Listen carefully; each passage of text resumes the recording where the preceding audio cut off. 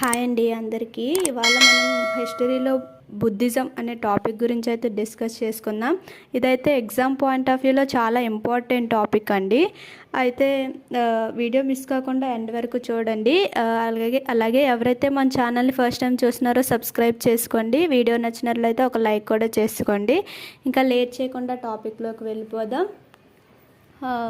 Ancient history series, ఇందులో మనం ఇవాళ క్లాస్లో బుద్ధిజం అనే టాపిక్ గురించి అయితే మాట్లాడుకుందాం. దీని టైం పీరియడ్ వచ్చేసరికి 5663 to 483 BC అనమాట. అయితే ఇది వేద నాగరికత అనేది అంతరించిపోవడానికి గల కారణాలు ఏంటంటే, ఒకటి జైన మతం, రెండు బౌద్ధ మతం అనమాట. అయితే అసలు ఈ బౌద్ధ మతం ఎలా వచ్చింది, దేనివల్ల వచ్చింది అనేది చూసుకున్నట్లయితే మనకి ఇండియన్ హిస్టరీలో 3 టైప్స్ ఉంటాయన్నమాట. అందులో ఒకటి యాన్షియంట్ హిస్టరీ, రెండు మిడీవల్ హిస్టరీ, థర్డ్ వన్ వచ్చేసరికి మోడర్న్ హిస్టరీ అనమాట. అయితే ఇందులో యాన్షియంట్ హిస్టరీలోకి వచ్చేసరికి ఇందులో 5-6 టాపిక్స్ ఉంటాయి. అందులో ఫస్ట్ వన్ వచ్చేసరికి ఇండస్ వ్యాలీ సివిలైజేషన్, అంటే రాతియుగం అది కాలం నాటిది, అంటే ఆర్యులు దండయాత్ర ఇది ఎలా జరిగింది, వీటి గురించి తెలియజేసింది ఇండస్ వ్యాలీ సివిలైజేషన్, సింధు నాగరికత. అలాగే వేదిక్ హిస్టరీ అనమాట. అయితే ఈ మధ్యన అంటే ఈ మధ్యన మనకి వర్ణన సిస్టమ్ అనేది ఒకటి ఉంటుందన్నమాట. అంటే ఇందులో ఏముంటుంది అని అంటే, ఇందులో క్షత్రియులు, బ్రాహ్మణులు, శూద్రులు, వైశ్యులు అనే 4 కులాలు ఉంటాయి అన్నమాట. అయితే అప్పట్లో ఈ బ్రాహ్మణులు అనేది అంటే వాళ్ళ డామినేషన్ వల్ల పుట్టుకొచ్చిన మతాలే, ఒకటి జైన మతము, రెండు బౌద్ధ మతం. ఈ రిలీజియన్స్ అనేవి వర్ణన సిస్టమ్ నుంచి, అంటే బ్రాహ్మణుల డామినేషన్ వల్ల ఈ 2 మతాలు అనేవి పుట్టుకొచ్చాయి అనమాట. అంటే ఈ టాపిక్లోకి వచ్చేసరికి యాన్షియంట్ హిస్టరీలో జైన మతం, బౌద్ధ మతంతో పాటు ప్యారలల్ టైం పీరియడ్గా మహాజన పదాలు అనేవి, షోడశ మహాజన పదాలు, ఇది కూడా చాలా ఇంపార్టెంట్ టాపిక్ అనమాట. ఇవి మూడింటి తర్వాత ఉండేవి మౌర్యులు, అలాగే గుప్తులు. దీంతో యాన్షియంట్ హిస్టరీ అనేది ఎండింగ్ అనమాట. అయితే మనం ఇవాళ డిస్కస్ చేసే టాపిక్ వచ్చేసరికి బుద్ధిజం అనే టాపిక్ అనమాట. అయితే బుద్ధిజం అంటే ఇది గౌతమ బుద్ధిజం అంటే దీని యొక్క ఫౌండర్, దీన్ని కనుగొన్నది ఎవరు అంటే గౌతమ బుద్ధ. ఇతని అసలు పేరు ఏంటంటే సిద్ధార్థ. ఇతను ఎప్పుడు పుట్టారు, ఎక్కడ పుట్టారంటే, ఇతను వైశాఖ పౌర్ణిమ రోజు నేపాల్లోని కపిలవస్తు అనే నగరంలో లుంబినిలో జన్మించారనమాట. అయితే ఇతని యొక్క తండ్రి పేరు వచ్చేసరికి శుద్ధోదన, అలాగే తల్లి పేరు వచ్చేసరికి మహామాయ. అయితే ఇతను పుట్టిన వెంటనే ఇతని తల్లి చనిపోయింది అనమాట. సో దాంతో తనని ప్రజాపతి గౌతమి అనే ఆవిడ గౌతమ బుద్ధుని పెంచుకుందనమాట. సో అందువల్ల అతని యొక్క స్టెప్ మదర్ వచ్చేసరికి ప్రజాపతి గౌతమి.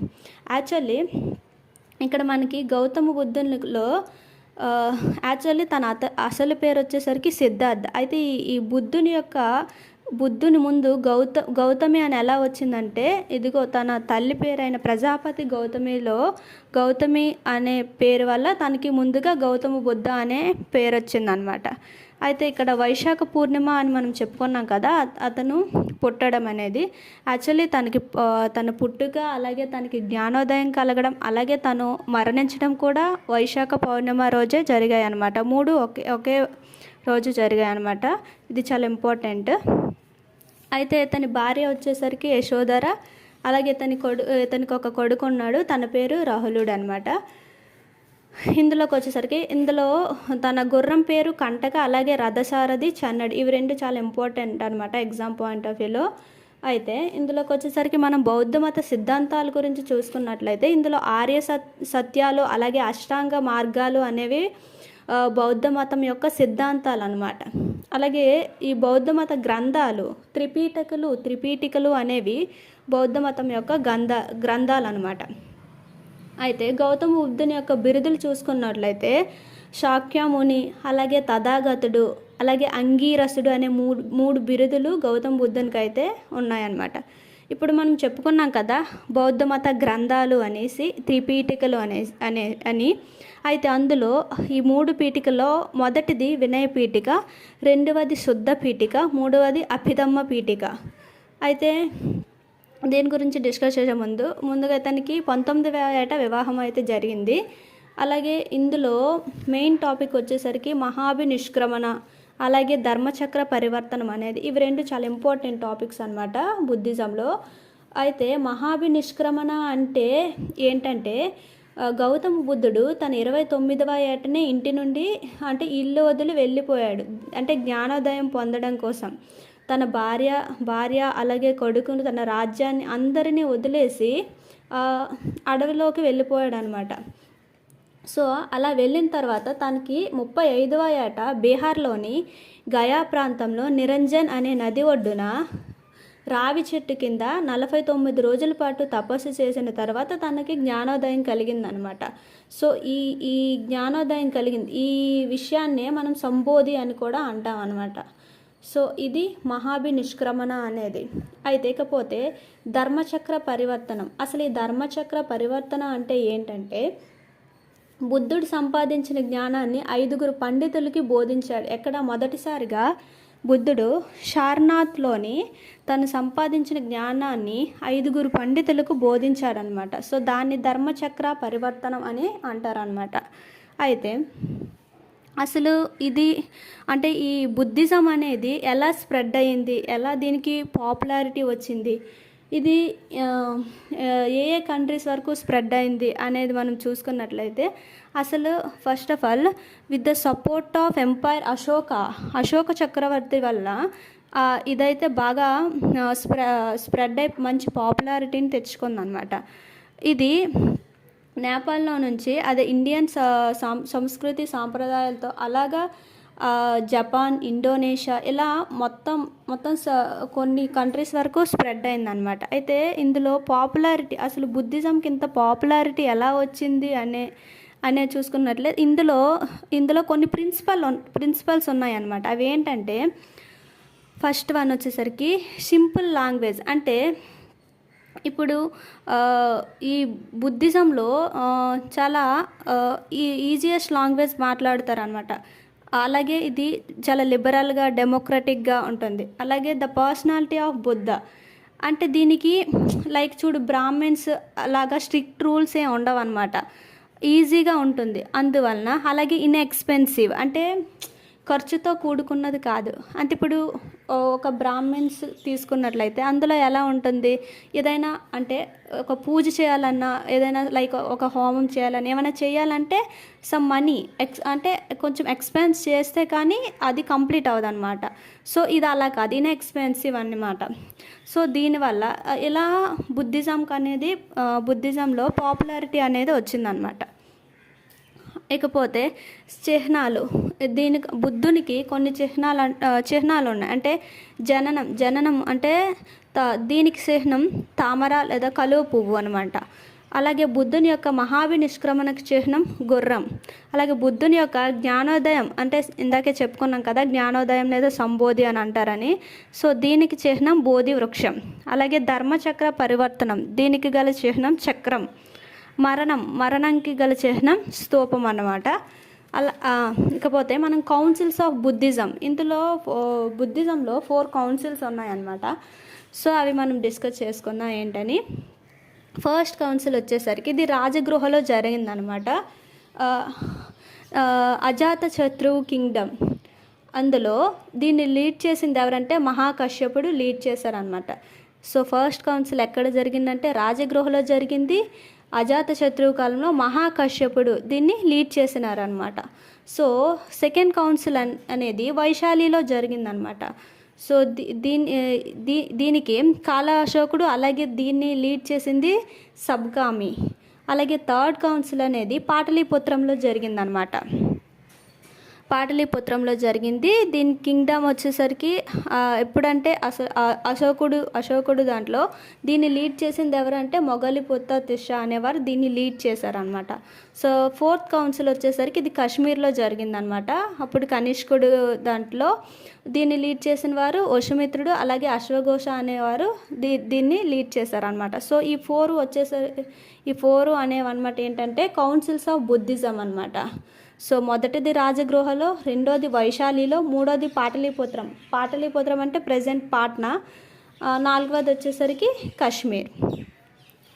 నెక్స్ట్ వన్ వచ్చేసరికి బుద్ధుని యొక్క జీవిత చరిత్రను గురించి తెలియజేసేదాన్ని మనం జాతక కథలు అని అంటారు. అలాగే బుద్ధుని యొక్క నివాస ప్రాంతాలని విహారాలు అంటారు. అలాగే బౌద్ధుల యొక్క ప్రార్థనా మందిరాలని చైత్యాలు అని అంటారు అన్నమాట.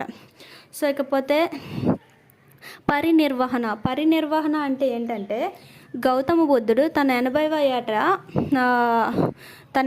ఏట అంటే 483 బీసీలో యూపీలోని కుషీనగరంలో తను చనిపోయారనమాట. సో తను చనిపోవడాన్ని పరినిర్వహణ అంటారనమాట. సో అది పరినిర్వహణ గురించి. లాస్ట్ వన్ వచ్చేసరికి స్తూపాలు అంటే స్తూపాలు అంటే ప్రపంచంలో అతిపెద్ద స్తూపం ఏంటంటే అది బోర్ బధూర్ అనమాట. ఇది ప్రపంచంలో అతిపెద్ద స్తూపం అనమాట. అలాగే భారతదేశంలో అతిపెద్ద స్తూపం వచ్చేసరికి సాంచీ స్తూపము. ఇది మనకి మధ్యప్రదేశ్లో ఉంది. అలాగే భారతదేశంలో మొట్టమొదటి బౌద్ధ స్తూపం వచ్చేసరికి ఇది బర్హోత్ అనమాట. ఇది ఉత్తరప్రదేశ్లో ఉంది. చూడండి, ఇక్కడ భారత్లో అతి పెద్దది వేరు, అలాగే మొట్టమొదటి బౌద్ధ స్తూపం వేరు, అలాగే భారత్లో అతి ముఖ్యమైన బౌద్ధ స్తూపం వేరు. 3 డిఫరెంట్ అనమాట. సో అందులో 4th వన్ వచ్చేసరికి భారతదేశంలో అతి ముఖ్యమైన బౌద్ధ స్తూపం వచ్చేసరికి సారనాథ్ అనమాట. ఇది యూపీలో ఉందన్నమాట. అలాగే మన ఆంధ్రప్రదేశ్ గురించి తీసుకున్నట్లయితే అమరావతి. ఏపీలో అతిపెద్ద బౌద్ధ స్తూపం వచ్చేసరికి అమరావతి అనమాట. ఇది మనకి గుంటూరులో ఉంది. ఇది టాపిక్ అండి బుద్ధిజం గురించి. యాక్చువల్లీ నేను లైట్గా చెప్పాను.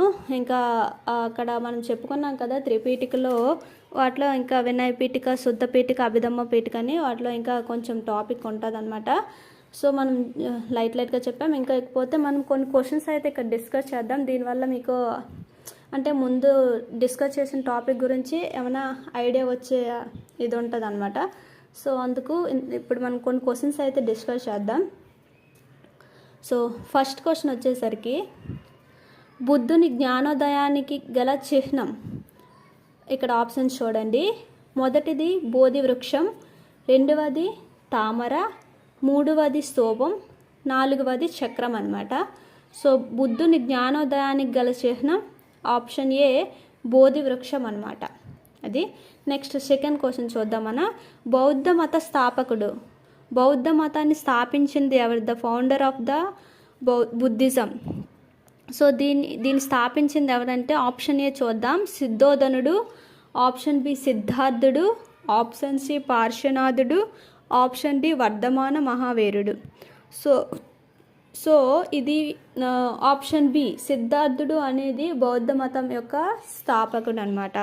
సో థర్డ్ క్వశ్చన్ చూద్దాం. బుద్ధుని అవశేషాలపై నిర్మించబడిన నిర్మాణం దాన్ని ఏమంటారు అని అడుగుతున్నారు అనమాట. బుద్ధుని అవశేషాలపైన నిర్మించబడిన నిర్మాణం ఆప్షన్ ఏ విహారం, ఆప్షన్ బి స్తూపం, ఆప్షన్ సి చైత్యం, ఆప్షన్ డి ఆరామం. సో ఇందులో మనకి ఆప్షన్ బి స్తూపం అనేది కరెక్ట్ ఆన్సర్ అనమాట. అలాగే మనం 4th వన్ చూద్దాం. గౌతమ బుద్ధుడికి జ్ఞానోదయం ఎక్కడ కలిగింది? సో ఇది ఆల్రెడీ మనం డిస్కస్ చేసాం కదా. Option A Sarnath, option B Kapilavastu, option C కుషీనగరం, అలాగే ఆప్షన్ డి బోధ్గయ. అంటే ఇది గయా అనే ప్రాంతంలో. ఇది ఎక్కడ ఉంది అంటే బీహార్లో ఉంది. యాక్చువల్లీ కుషీనగరం అనేది తన మరణం గురించి ఇది యూపీలో ఉందని చెప్పుకున్నాం కదా. అయితే దీనికి ఆన్సర్ వచ్చేసరికి ఆప్షన్ డి బోధ్గయ, ఇది బీహార్లో ఉందన్నమాట. అది గౌతమ బుద్ధుడికి జ్ఞానోదయం కలిగిన ప్లేస్ అనమాట. సో 5th క్వశ్చన్ చూసుకున్నట్లయితే బుద్ధుడికి ఎన్నివ ఏట జ్ఞానోదయం కలిగింది? Option A 33, option B 34, option C 35, option D 36. So option C is the correct answer అనమాట. 35వ ఏట తనకి జ్ఞానోదయం కలిగిందనమాట. సో నెక్స్ట్ వన్ వచ్చేసరికి 6th క్వశ్చన్ చూద్దాం. బుద్ధుని యొక్క సిద్ధాంతం ఏంటి అంటే ఆప్షన్ ఏ ఆర్య సత్యాలు, ఆప్షన్ బి త్రిరత్నాలు, ఆప్షన్ సి బోధి సత్యాలు, ఆప్షన్ డి త్రిపీఠికలు. యాక్చువల్లీ త్రిపీఠికలు అనేవి బుద్ధుని యొక్క బౌద్ధ మత గ్రంథాలు కదా. సో ఆప్షన్ ఏ అనమాట కరెక్ట్ ఆన్సర్ అనమాట. ఆర్య సత్యాలు అనేవి బుద్ధుని యొక్క సిద్ధాంతం అనమాట. సో నెక్స్ట్ క్వశ్చన్ చూద్దాం. ప్రపంచంలోనే అతిపెద్ద స్తూపం ఏంటి అని అడిగారు. Option A Sarnath, option B Sanchi, option C Borobudur, option D ప్రిపవహ. సో ఇందులో మనకి కరెక్ట్ ఆన్సర్ ఏంటంటే ఆప్షన్ సి బోర్బధూర్ అనేది దీనికి కరెక్ట్ ఆన్సర్ అనమాట. ఇది యాక్చువల్లీ ఇండోనేషియాలో ఉందన్నమాట. సో ఇది ప్రపంచంలోనే అతిపెద్ద స్తూపం అనమాట. నెక్స్ట్ క్వశ్చన్ చూద్దాం. బౌద్ధ మత పవిత్ర గ్రంథాలు. ఆప్షన్ ఏ త్రిరత్నాలు, ఆప్షన్ బి త్రిపీఠికలు, ఆప్షన్ సి వేదాలు, ఆప్షన్ డి ఏవి కావు అన్నారు.